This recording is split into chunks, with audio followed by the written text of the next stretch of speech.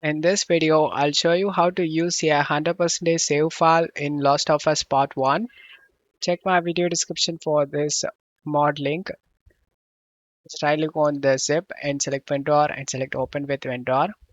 And then go to this PC, C drive, users, username, saved games, find Last of Us Part 1, users, latest date, save data.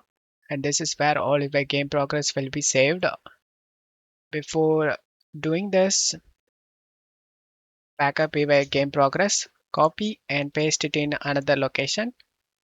Once you take the backup, delete this save data, drag and drop this save data inside. Now you can launch the game. Once you are in game, select The Last of Us,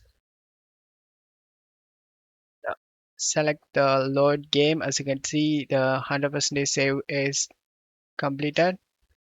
Press the escape key and go to chapters. Now you can select the chapters you like to play. Select the chapter and select the game you would like to play. Start the game.